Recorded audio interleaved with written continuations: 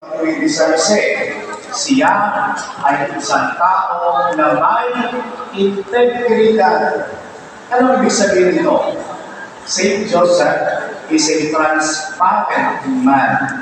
Hindi lamang siya mabuti sa harap ng mga tao, kundi siya ay ganap na mabuti sa gitna ng mga pagsubok. Di po ba? Malaking pagkakaiba na ikaw ay mabuti sa mga panahon na maayos ang pamumuhay. Pero kapag naharap ka na sa krisis, naharap ka na sa pagsubok, doon masasalang talaga ang kabutihan na sasaluko. Ikatlo, si San Jose ay isang taong matuwid at inaakap niya ang katarungan at justisya. Saint Joseph is a man of justice. Ipinakita ito ni San Jose sa kanyang mga desisyon ng pag-aaruga sa sagot, pag-iingat sa kaligtasan ni Maria. Pero sa lahat ng ito, ano talaga ang tunay na iganap sa pagiging matuwid ni San Jose? Ito, nung malaman ni San Jose na si Maria na kanyang pangakasalan na nakatagda ng pakasal sa kanya ay natagpuang nagdadagang tao. Hindi siya na ipanganak sa sanggol. Ito ay pinagdinayan ni San Jose. Kaya ang naisip niya, iwalayan si Maria ng Pili. Sa tradisyon ng mga Hudyo, kapag isang babae ay nahuli sa pakikiapin o di kaya ay nagdagang tao na inanak ng kanyang asawa, pwedeng dalhin ang babae sa hukong at bibigyan siya ng sentensya na mamatay, babakuhin hanggang sa mamatay. Wala mo yun. Talagang parang mag-Hebrews trial na ikaw ay magdalang tao na hindi na lang ng iyong magiging asawa. Ngayon din patay ng batas ng mga Hudyo na ubrang i-divorsyo ng lalaki at babae sa ngayong kaso ng pakikiapin. Wala siyang kinalaman, kaya hiwalayan ko na lang. Pero paano naging matuwid si San Jose? Mga kapatid, matuwid siya dahil hihiwalayan niya si Maria dahil ito ang nasasaad sa batas ni Moises. Ngunit higit na naging tanyag ang kanyang pagiging matuwid dahil sa kanyang tamang desisyon, hihiwalayan niya ng lihim si Maria. Alam ni San Jose na kapag nabatid ng lahat ang ganung pangyayari, delikado ang buhay ni Maria. Maaari siyang batuhin, mapatay, but Saint Joseph is indeed a righteous man, and his righteousness is rooted in loving God and in also loving others. Kaya makikita po talaga natin dito na malalim ang pagmamahal ni Jose kay Maria. Higit na malalim ang pagmamahal ni Jose sa pagsunod sa kautusan ng Diyos. Kaya nagpabatid sa kanya ng anghel sa panaginip kung sino ang kailangan ng sanggol sa sinapupunan ni Maria. Nabatid niya kung ano ang banal na banalin ng Diyos para sa sangkatauhan. Nabatid niya kung ano ang magiging kampanya niya para sa banal na pamina. Si San Jose ay tumalima dahil sa kanyang pagmamahal sa Diyos at sa kay Maria. Alam ni San Jose na ang pagiging matuwid ay hindi lamang pagsunod sa batas, kundi alam niya ang tunay na diwa ng batas. Mga kapatid, ito ang dapat nating isaalaala sa gabi ito at aral sa atin ni San Jose.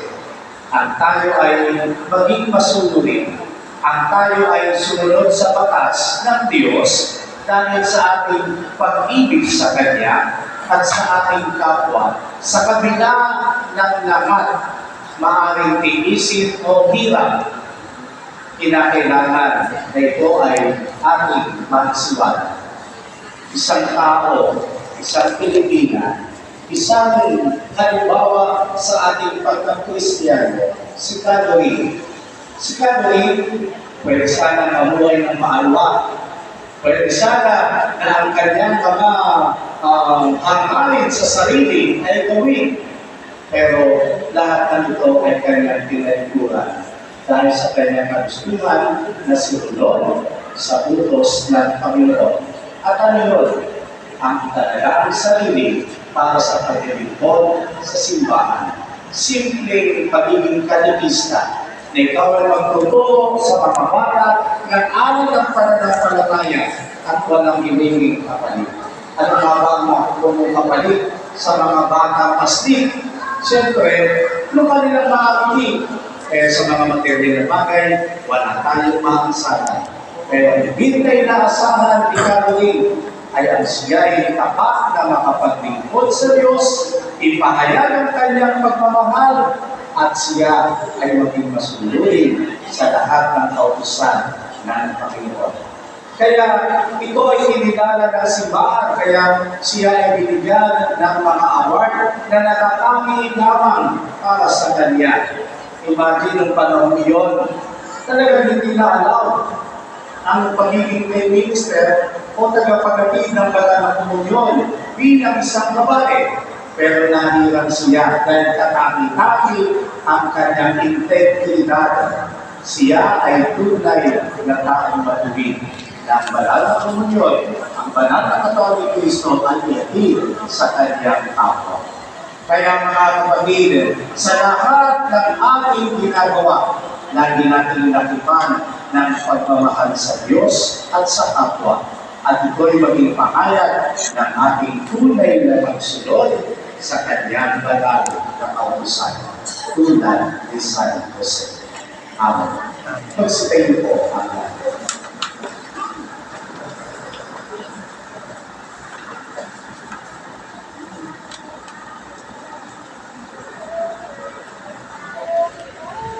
Kaysa ni San Jose ang taong may dakilang pananampalataya, sama-sama tayong manalangin bilang pamilya ng Diyos sa tunay na ama ng lahat. Kaya sabi ko natin, Panginoon, dinggin mo ang aming panalangin. Panginoon, dinggin mo ang aming panalangin. Tulad sa Jose, ang mga namumuno sa simbahan ay maging tanda-nawa ng buhay, katapatan, at pagiging marangal sa pagkakas ng tuwid. Okay lang. Tayo lang kami. Okay lang. Thank you, Ray. Tingin mo ang aming panalangin. Tulad sa Jose, ang mga laiko sa pagkabal sa banal na Espiritu, ay namasaya na mga buhay at tuwid. Manalangin tayo.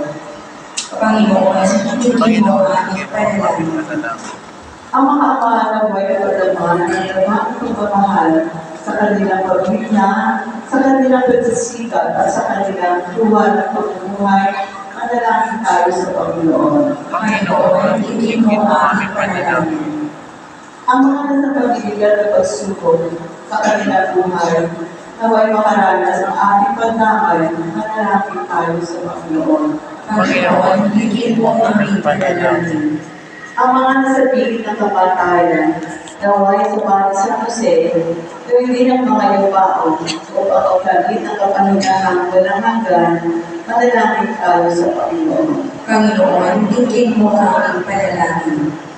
Amang maawain, maging isang sambayanan nawa kami naglalakbay na magkakakbay sa paggabay ni San Jose. Hinihiling namin ito sa pamamagitan ni sa Kristo aming Panginoon, magpasawalan hanggan.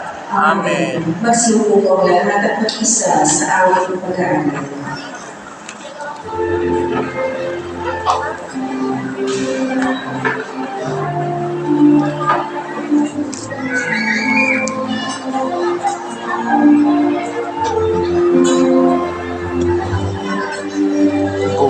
Ano mo si Aling yan? Purina.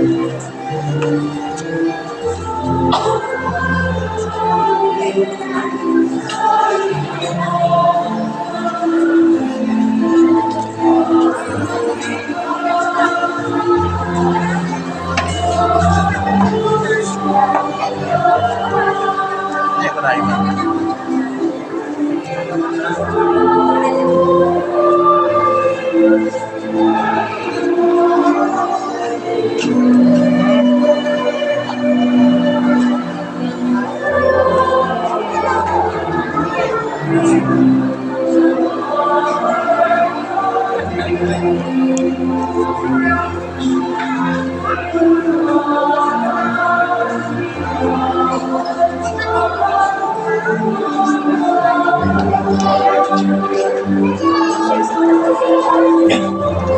Paano na lang? Ano sexy?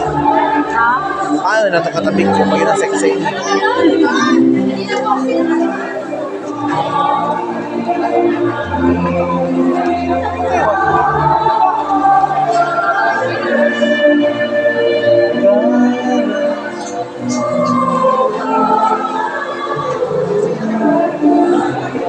Di ba?